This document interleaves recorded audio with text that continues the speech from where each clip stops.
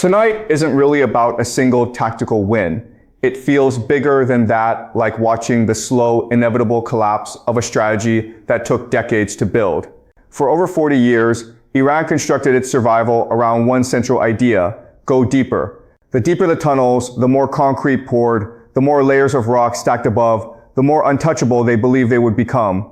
Billions were spent burying everything underground: missiles, infrastructure, ambition, all of it disappearing beneath the earth. The assumption was straightforward: if you can't reach it, you can't destroy it. And for a long time, that assumption held. But that assumption didn't survive the night of March 27th. What happened wasn't symbolic, wasn't a warning shot, wasn't designed to send a message and wait for a response. It was precise, it was final, and it was devastating in a way that went far beyond the physical. In just a few hours, a doctrine built across 4 decades started coming apart, not just structurally, but conceptually, because the entire logic of underground defense rests on a single belief that the cost of reaching you is too high, or the technology simply isn't there yet. That night, both of those beliefs collapsed at the same time. The data that followed told a story no official narrative could fully contain. Satellite imagery came back showing something that looked less like damage and more like erasure. Seismic readings pointed to structural failures deep underground, the kind that don't come from surface blasts. These weren't isolated impacts, there were deeper failures, systemic ones, the kind that suggest an entire idea had stopped working. And there's something genuinely unsettling about that, the realization that hiding no longer guarantees anything, that even the most fortified, most buried, most carefully engineered spaces can be reached if someone brings the right tools and is willing to pay the price to use them. What made it more striking was the scale, or rather, the lack of it. This wasn't a massive aerial campaign with hundreds of aircraft flooding the sky. It was precise, controlled, and almost clinical. Just 4 bombers, 4 B-2 stealth aircraft, flying from Missouri, supported by a carefully coordinated chain of refueling tankers stretched across the globe. That alone says something worth sitting with. The distance covered, the coordination required, the ability to cross continents without being detected. It wasn't just a display of power. It was a demonstration of logistical precision that very few countries on Earth could even attempt, let alone execute flawlessly. But the aircraft were never really the main story. What made the difference was what they carried. The GBU-57, a weapon built for one purpose and one purpose only. Not to scatter damage across a wide area, not to strike surfaces, but to go through everything above a target before it even begins to release its force. It's genuinely difficult to picture: a massive steel body moving at extreme speed, driving straight into rock or reinforced concrete, punching through layer after layer that was engineered to be impenetrable, and only then detonating. When that happens underground, the effect isn't just an explosion, it's pressure with nowhere to go. Heat sealed inside a confined space, structures collapsing inward, entire systems failing simultaneously. And here is the part that changes the equation completely. There was no warning. Air defense systems that were designed to detect incoming threats at long range registered nothing. No alerts went out, no interception was attempted. The first indication that anything had happened wasn't on a radar screen, it was the ground itself giving way. Think about what that means for a defense doctrine. If detection fails entirely, then the ability to respond becomes irrelevant. And if response doesn't matter, then the concept of defense itself starts to hollow out. This wasn't saturation bombing meant to overwhelm everything at once. It was something far more precise, focused on specific points, the ones that actually hold an entire system together. When you combine stealth with a weapon specifically designed to defeat depth itself, you aren't just hitting targets anymore. You're redefining what it means to be protected. And the deeper implication isn't limited to one night or one operation. It's about what happens to a strategy and the people behind it when a long-standing assumption suddenly stops being true. When something that felt permanent and safe is revealed to be neither. That kind of shift doesn't just affect infrastructure. It affects thinking. It affects planning.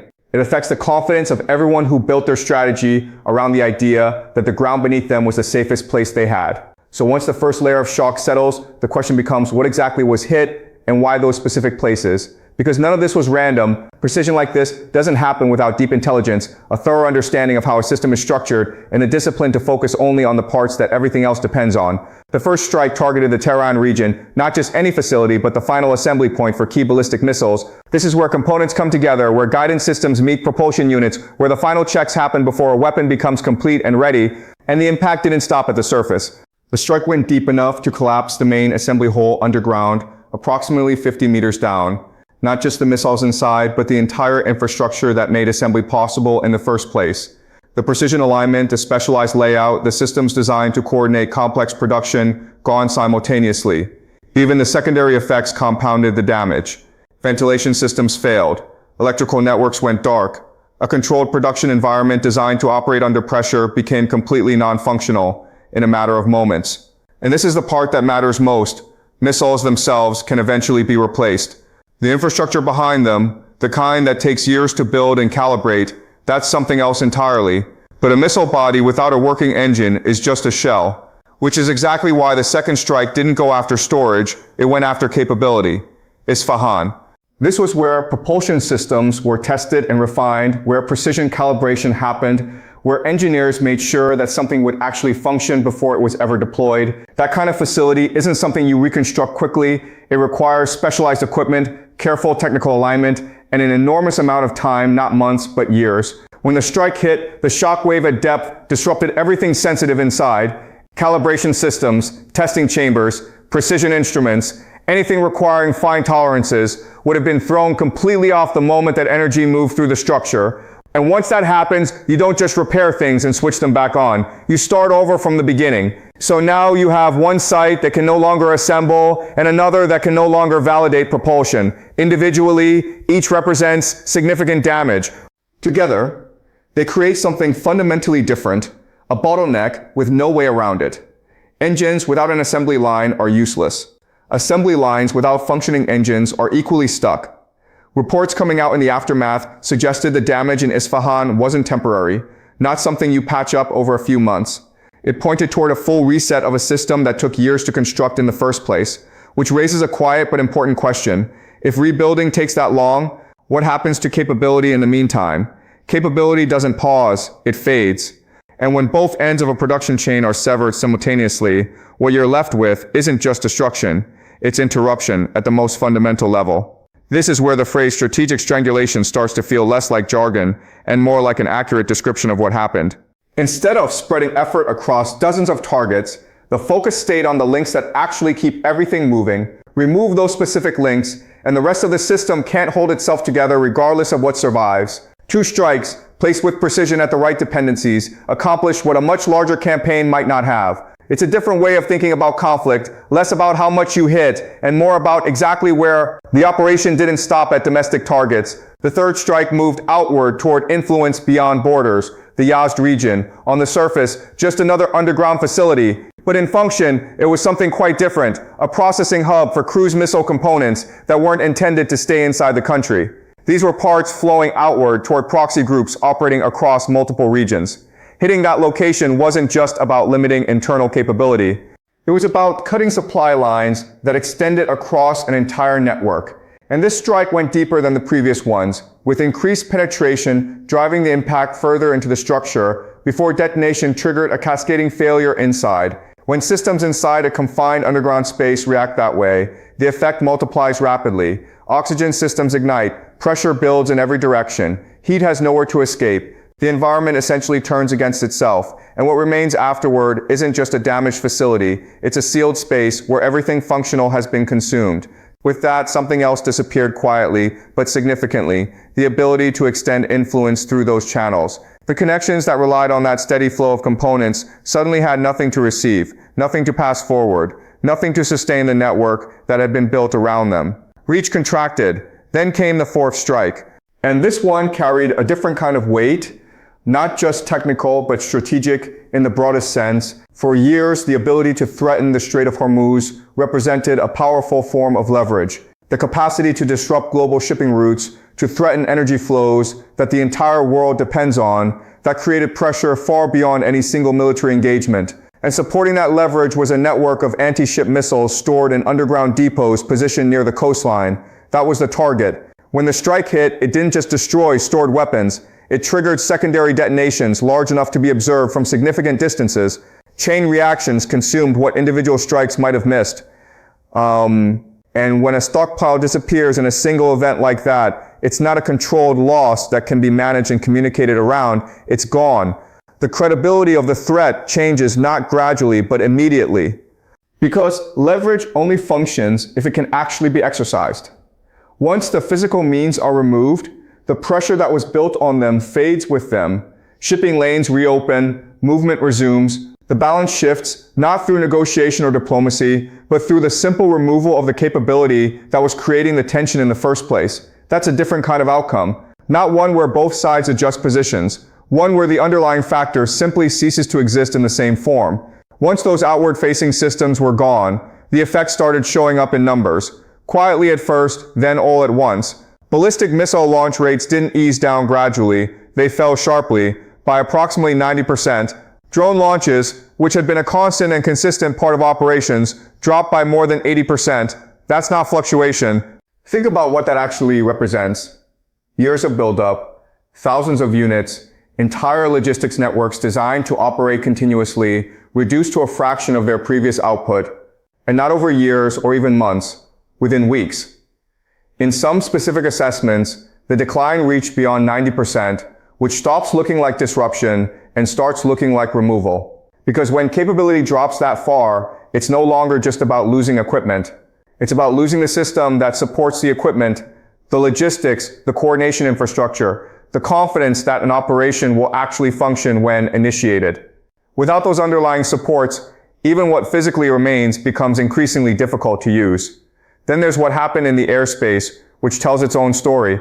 At the beginning of the operation, you'd expect air defense resistance systems engaging, tracking, forcing constraints on movement. That's the standard opening. But what actually unfolded shifted much faster than that initial expectation suggested it would.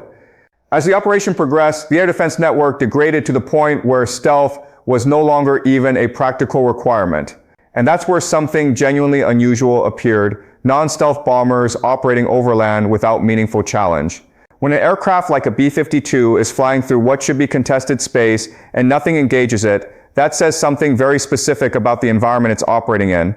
Those aircraft aren't designed to hide. They don't rely on evasion. They rely on control of the environment around them. When they're used in that way, it means that control has already been established, or that nothing meaningful remains to challenge it.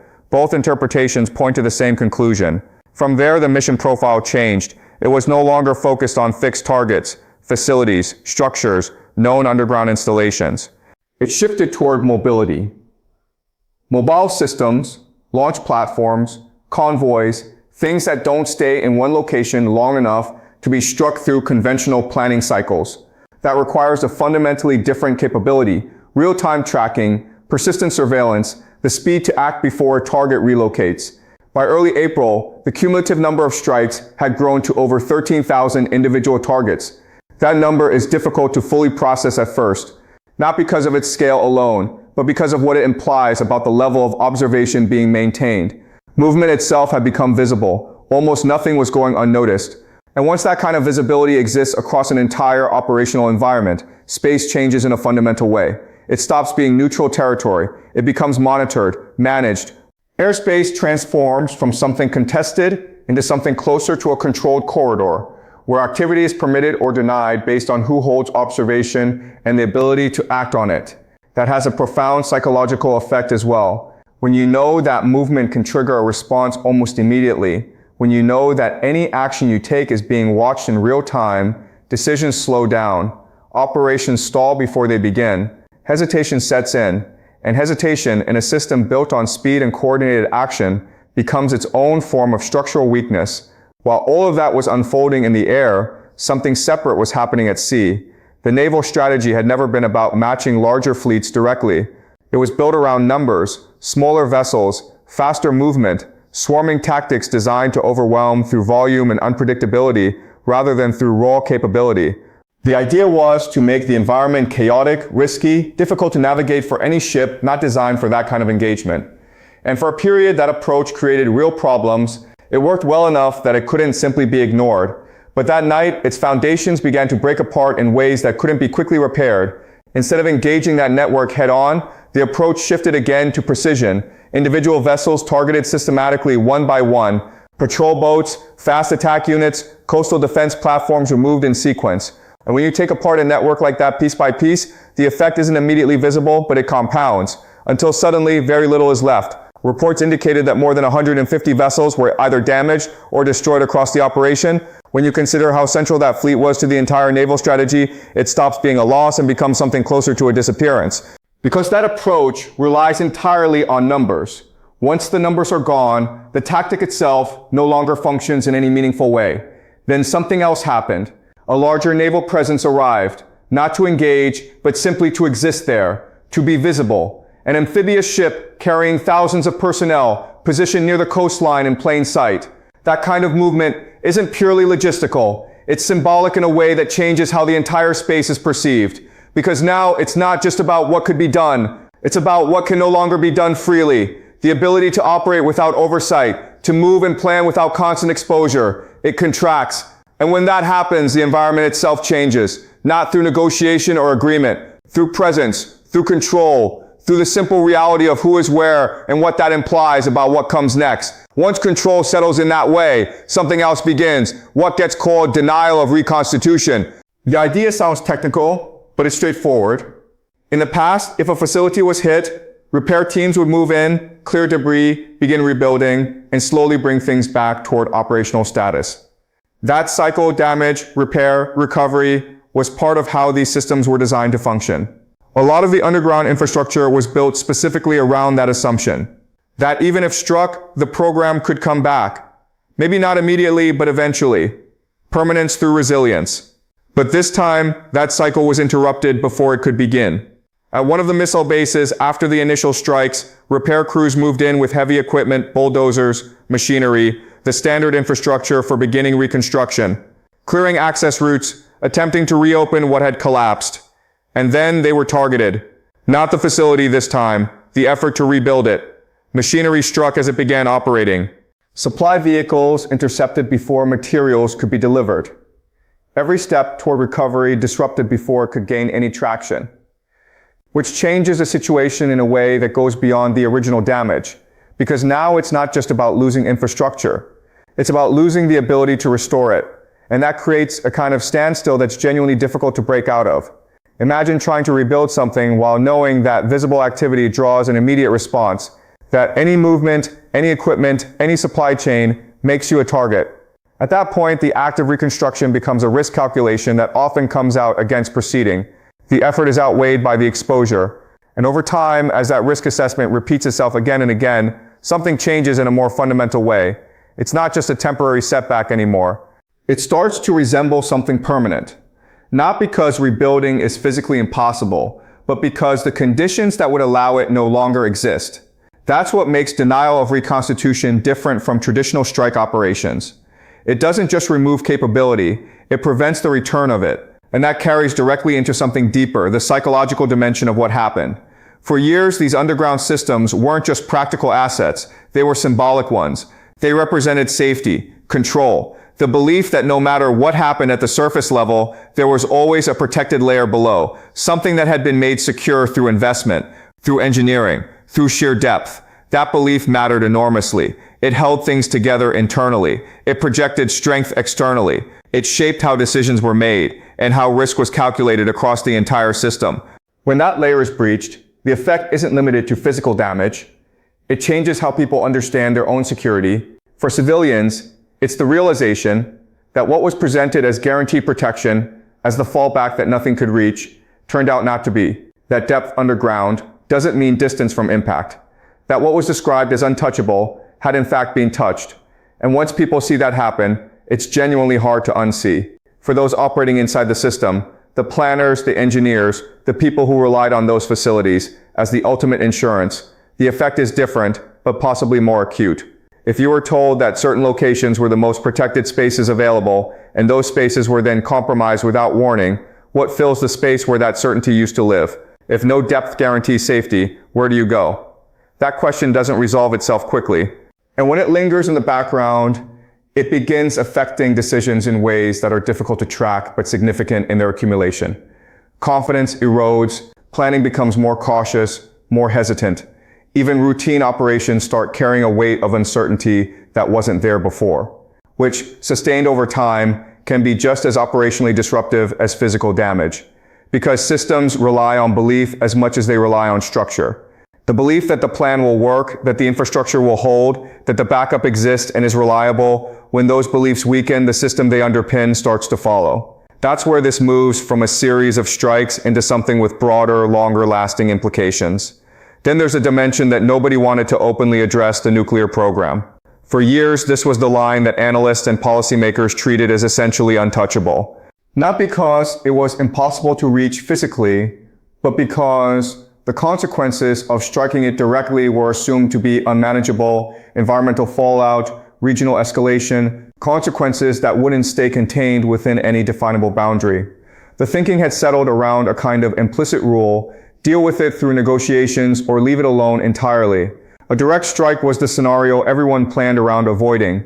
But what happened here didn't follow that established pattern at all. Instead of targeting reactors directly, the approach moved around them carefully, precisely, hitting the supporting infrastructure rather than the core itself.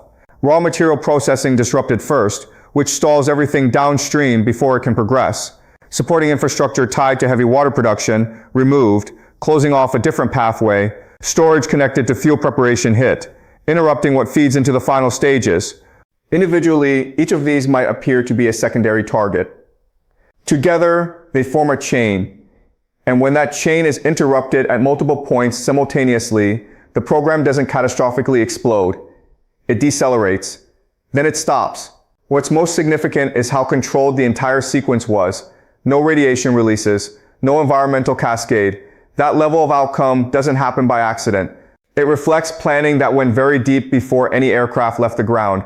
And that sends a message that travels well beyond the immediate conflict. It suggests that these programs, long treated as protected by their catastrophic potential, can in fact be approached and systematically disabled without triggering the cascading consequences everyone feared. Not by destroying them outright in a single dramatic strike, but by dismantling the support structure quietly enough that the wider fallout never materializes. That changes the conversation in ways that extend far beyond Iran. Because other governments watching this, other programs that were built on similar assumptions of deterrence through catastrophic potential now have to reckon with a demonstration that the assumption doesn't hold the way it once did.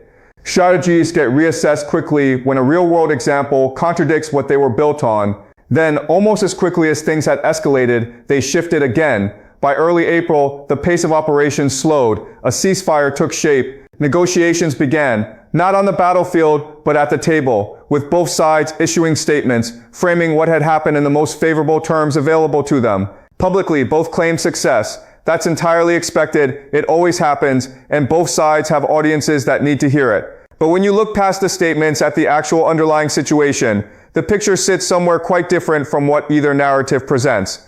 Because ceasefires don't typically happen at a moment of genuine strength. They tend to emerge when continuing has become significantly more difficult than stopping. And when you consider what had already been affected before those talks began, production chains interrupted, launch capabilities reduced by close to 90%, movement restricted in the air and at sea, even reconstruction efforts blocked before they could start, it becomes clearer what shaped the negotiating environment. Leverage at a table doesn't come from the words you use when you sit down. It comes from what changed before you got there. And quite a lot had changed. The conversations that followed weren't starting from a neutral baseline. They were shaped by the reality of what each side could actually still threaten, still offer, still credibly commit to. That reality was different from what it had been before March 27th. What this leaves behind isn't just a question about Iran's military capacity or the specific terms of whatever agreement eventually emerges. It leaves behind a shift in how the fundamental concept of underground fortification works as a strategic tool. For a long time, it was treated as a reliable equalizer, a way to offset technological gaps, to create a form of sanctuary where external pressure couldn't reliably reach. If you could make something deep enough, reinforced enough, hidden enough, you could create a kind of balance that made direct action impractical. But if that sanctuary can be precisely reached, if the depth that was supposed to protect something now becomes the sealed environment that compounds the damage, then the strategy loses the value it was built on. Depth becomes delay, not protection. And once that idea takes hold, it doesn't stay confined to one region or one program. It spreads. Because strategies built on that assumption now have to be reconsidered, not as a future exercise, but immediately. And that is arguably the part of all this that lasts the longest. Not the specific damage to specific facilities, not the launch rate statistics or the vessel counts, but the shift in what the concept of secure actually means in practice. What used to feel hidden now feels exposed. What used to feel permanent now carries uncertainty. And once that perception changes, once the mental model of what protection looks like has to be rebuilt, it's genuinely hard to find your way back to the confidence that existed before.